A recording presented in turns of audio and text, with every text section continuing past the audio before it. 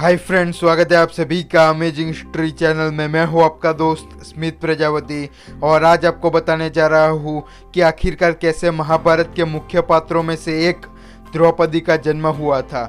द्रौपदी पांचाल देश के राजा द्रुपद की कन्या थी, इसलिए उसे पांचाली भी कहा जाता था। राजा द्रुपद ने द्रौपदी को कुरुवंश के नाश के लिए यज्ञ से उत्पन्न करवाया था, इसलिए उसे याज्ञनिक भी कहा जाता है। महाभारत के अनुसार द्रौपदी पूर्व जन्म में मुद्दल ऋषि की पत्नी थी, पर तब उसके पति की अल्पायु में ही मृत्यु हो गई। तब उसने भगवान शिव की तपश्चर्या की और भगवान शिव को प्रसन्न कर लिया। जब उसने भगवान शिव को प्रसन्न कर लिया, तब उसने भगवान शिव से सबसे बुद्धिशाली, सबसे शक्तिशाली, सबसे महान धनुर्धर, सबसे सुंदर और त्रिकाल ज्ञानी पति की मांग भगवान शिव से की थी।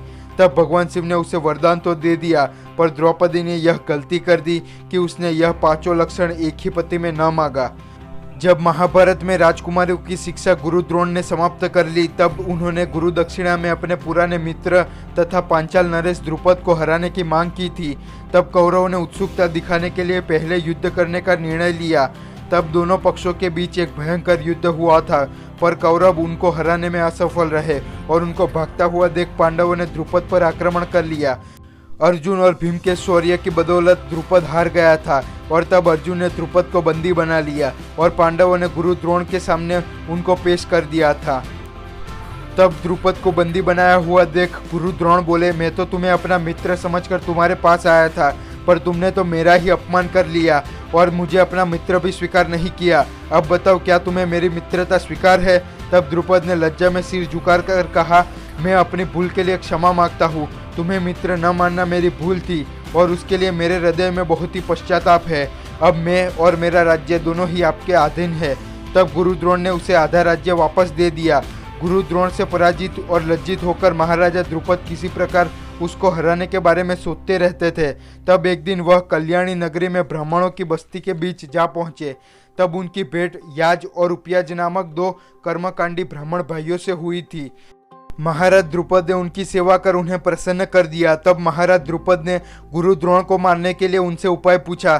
तब बड़े भाई याज ने उनसे कहा, गुरु द्रोण को हराने के लिए आपको एक यज्ञ का आयोजन करवाना होगा, जिससे आपको एक पुत्र प्राप्ति होगी और वहीं आपका पुत्र गुरु द्रोण को मार पाएगा।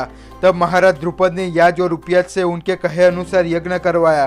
तब यज्ञ के अंत में एक हृष्ट पुष्ट बालक जन्मा, जो बहुत ही शक्तिशाली दिखाई पड़ रहा था, जो संपूर्ण आयुध था, और उसके साथ ही एक पुत्री का भी जन्म हुआ, जो सुंदर, सुशील और कोमल थी, जिसके नेत्र कमल की पत्तियों के समान थे और भौहें चंद्र के समान थी।